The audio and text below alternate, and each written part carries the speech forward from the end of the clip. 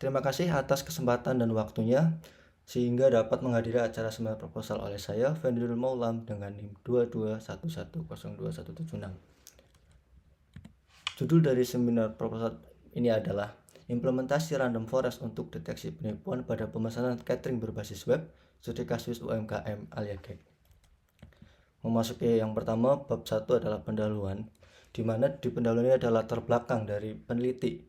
Dari penelitian ini adalah seperti yang kita ketahui, bisnis catering merupakan bisnis yang paling menjanjikan di dunia bisnis, di mana permintaannya cukup tinggi. Permintaan yang cukup tinggi dari para konsumen dalam efisiensi penyediaan konsumsi, terutama dalam acara-acara besar seperti kegiatan wisuda, perpisahan, ataupun yang lainnya. Namun di balik keuntungan dan kelebihan itu semua, ada permasalahan utama, yaitu banyaknya akan kasus penipuan seperti orderan fiktif, penyalahgunaan identitas, pembatalan sepihak oleh oknum-oknum tertentu yang dapat merugikan dalam salah satu pihak.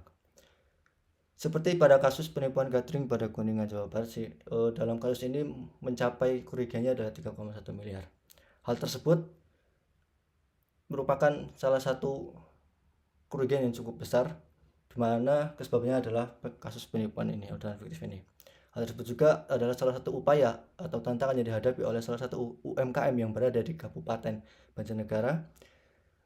UMKM ini adalah bernama Aliagek, di mana Aliagek ini sudah berperang dari industri catering sejak tahun 2022. Di Aliagek ini sudah melayani hingga 700 sampai 1000 pesanan per bulan. Namun sistemnya itu masih manual, sehingga dapat menyebabkan resiko akan tingginya penipuan atau pembatalan secara sepihak, yang dimana hal tersebut akan dikhawatirkan si UMKM Aliagek ini akan tidak menutup kemungkinan mendapat kerugian seperti khususnya pada kasus yang berada di Kuningan ini. Lalu solusi yang diperlukan adalah digitalisasi pemesanan melalui website resmi dengan pengintegrasian kecerdasan buatan untuk mendeteksi penipuan, di mana pada sistem kali ini peneliti menggunakan metode random forest. Kenapa menggunakan random forest? Dikarenakan random forest mempunyai presentasi terbaik dibandingkan algoritma materi yang lainnya. Lalu yang selanjutnya ada rumusan masalah. Yang pertama, bagaimana mengintegrasikan teknologi kecerdasan buatan dengan metode random forest ke dalam sistem untuk mendeteksi potensi penipuan pesanan secara otomatis. Lalu yang kedua ada bagaimana peran teknologi kecerdasan buatan dalam mengidentifikasi dan mencegah pesanan fiktif pada sistem pemesanan catering UMKM. Yang ketiga ada apa keunggulan algoritma random forest dibandingkan algoritma AI lainnya dalam mendeteksi anomali atau pola penipuan pada data pesanan catering. Adapun tujuan dari penelitian ini adalah yang pertama, mengimplementasikan metode kecerdasan buatan random forest dalam sistem untuk mendeteksi pola pesanan yang mencurigakan sebagai upaya pencegahan terhadap penipuan pesanan. Lalu yang kedua ada mengkaji efektivitas penerapan kecerdasan buatan dalam mendeteksi indikasi penipuan pada pemesanan catering UMKM. Lalu yang ketiga ada mengidentifikasi algoritma kecerdasan buatan yang paling optimal untuk mendeteksi pesanan fiktif dengan fokus pada algoritma random forest.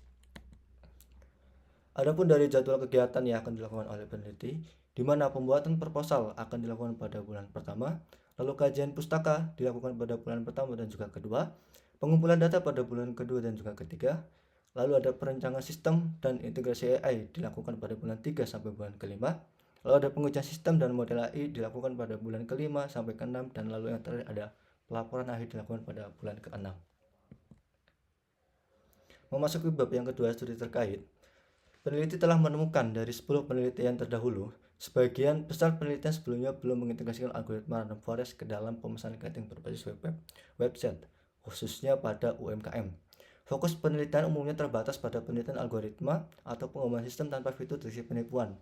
Padahal, integrasi kecerdasan buatan untuk mengidentifikasi orderan fiktif ini sangat dibutuhkan guna meningkatkan keamanan dan kepercayaan pelanggan serta meminimalisir kerugian yang cukup besar. Lalu yang selanjutnya bab 3 ada perancangan sistem, di mana di perancangan sistem ini ada diagram alur. Yang pertama ada identifikasi masalah, di mana peneliti mengidentifikasi masalah apa saja yang sering terjadi di dalam objek. Lalu selanjutnya ada pengumpulan data. Di dalam pengumpulan data ada observasi, di mana peneliti melakukan observasi kepada objek, datang langsung ke tempat untuk menganalisis tentang apa saja pola-pola pesanan yang sering terjadi dan juga hal-hal yang agak rancu di dalam pesan itu di dalam pesanan. Lalu yang kedua ada wawancara. Wawancara dilakukan kepada pemilik UMKM yaitu Ibu Prima. Di dalam wawancara ini akan ditanyakan nanti seberapa sering pemilik UMKM ini menerima penipuan pesanan ataupun orderan fiktif dan juga hal yang lainnya. Lalu ada dokumentasi, di mana dokumentasi ini peneliti mengumpulkan dari data historis sebelumnya yang sudah dicatat oleh pemilik UMKM ini, di mana data akan digunakan untuk melatih si random forest tersebut. Lalu selanjutnya ada perancangan aplikasi. Di dalam perancangan aplikasi ini peneliti menggunakan metode extreme programming, di mana metode extreme programming ini cukup tepat untuk suatu project yang skalanya belum terlalu besar dan dilakukan secara individual. Lalu di dalamnya juga ada use case diagram, lalu ada activity diagram, sequence diagram, lalu penerapan algoritma. Lalu selanjutnya ada pelatihan random forest, di mana pelatihan random forest ada yang pertama pre-processing data, lalu pelatihan model, yang ketiga ada evaluasi, hypertuning, dan deploy. Selanjutnya, langkah selanjutnya ketika semua step sudah dilakukan sebelumnya, peneliti akan menguji sistem, lalu akan mengetes.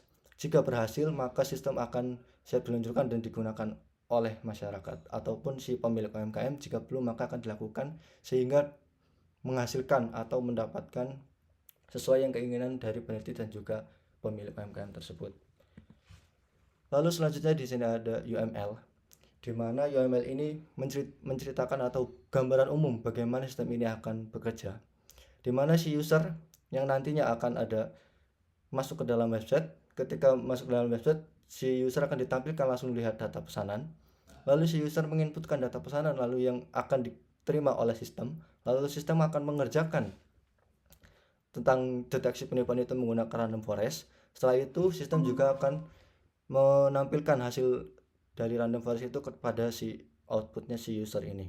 Jadi nanti ketika ada pemesanan masuk, ada pesanan masuk yang baru masuk, si user atau pemilik ini UMKM akan memasukkan inputan pesanan-pesanan, lalu akan dianalisis oleh sistem dengan menggunakan metode random forest, lalu akan ditampilkan hasilnya itu outputnya atau hasil dari penipuan pesanan itu termasuk penipuan atau bukan.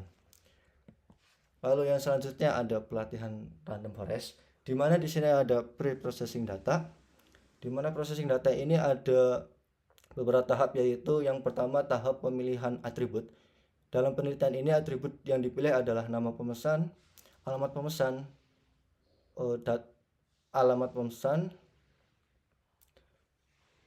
jam pemesan, lalu QTY dan juga jumlah pemesan dan juga harga. Lalu data tersebut akan dikumpulkan. Setelah dapat hasilnya, data tersebut akan dibagi menjadi dua, di mana data 80% dibagi menjadi testing dan 20% menjadi testing.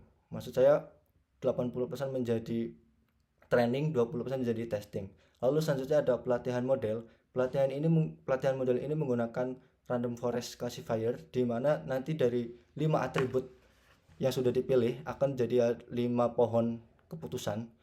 Jika ada 3 dari 5 suara keputusan memenuhi syarat apabila pesanan itu masuk, contohnya ada jika 3-nya itu termasuk indikasi penipuan, maka itu pesanan tersebut akan termasuk penipuan. Dan jika 3 itu voting suara tertinggi adalah bukan penipuan, maka pesanan tersebut bukan penipuan.